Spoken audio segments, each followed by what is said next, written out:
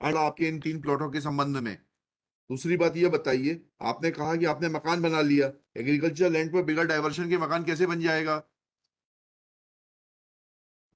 जी। जो trial court की finding है, ट्रायल कोर्ट ने भी पाया है कि ये गड़बड़ तो हुई। मैं पढ़ देता हूँ सर।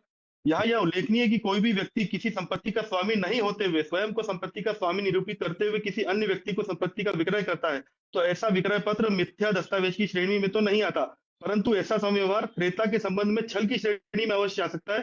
परंतु वर्तमान मामले में क्रेतागण अर्थात अभियुक्त क्रमांक 1 लगायत 5 के द्वारा ऐसी कोई शिकायत नहीं की गई है कि उनके साथ विक्रेतागण अर्थात अभियुक्त 6 लगायत 8 के द्वारा कोई छल कारित किया गया हो। इस प्रकरण में अभियुक्त गण या उनके द्वारा किसी के द्वारा परिवादी में कोई प्रत्यक्ष व्यवहार नहीं किया गया, इसलिए उसके साथ भी कोई छल किया जाना प्रकट नहीं है। तो सर ट्रायल कोर्ट का ये कहना है कि रिस्पोंडेंट्स ने आपस में एक दूसरे के खिलाफ कोई शिकायत नहीं की कि उनके द्वारा कोई गलत व्यवहार किया गया है। तो सर ये अपने आप में परवर्स फाइंडिंग है सर, क्योंकि जो प्रेजेंट एप्लीकेंट है अफेक्टेड पार्टी तो सर अल्टीमेटली ये है क्योंकि इसने किसी प्रकार का कोई संव्यवहार इन रिस्पोंडेंट्स के किया ही नहीं है। तो उन लोगों का तो आपस में उन लोगों ने तो हमारा तो एलिगेशन ही यही है और ये साबित भी यही हो रहा गिल है साहब, कि इन लोगों ने जब आपस आपने जमीन खरीदी थी उसके बाद आपने जी अपना बटांकन करवा लिया था। बताइए बटांकन क्या है? आपने 3 प्लॉट्स खरीदे, उन जी 3 प्लॉट्स का बटांकन क्या है? प्योरली सिविल डिस्प्यूट है।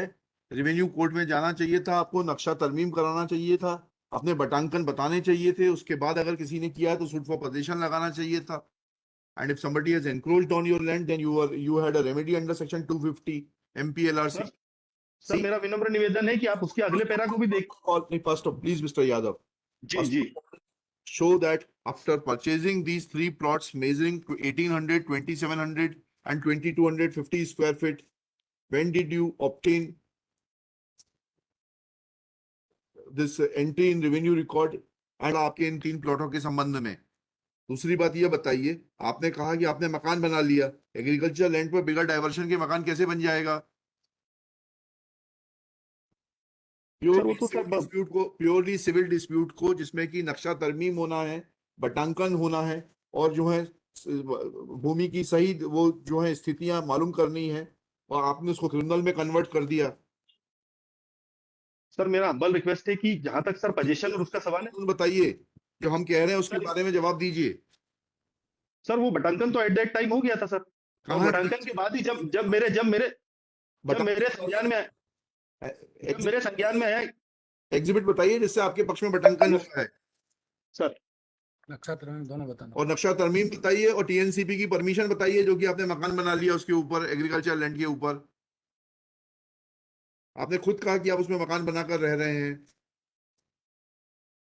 कि इनसे कोई संव्यवहार किया ही नहीं गया तो इसलिए मेरा सिविल सूट में जाने का प्रश्न ही नहीं है। यादव साहब, हम आपसे जो पूछ रहे हैं उतना तो बताते जाइए, फिर आपके सिविल सूट की बात आएगी। आप मत जाइए सिविल सूट में, कोई और कहीं बनता हो वहां चले जाइएगा। आपने ये 3 प्लॉट खरीदने के बाद में कब बटांकन कराया अपने पक्ष में? Let me keep it in the past or I'll demonstrate the query of the honorable court. बढ़ा देते हैं।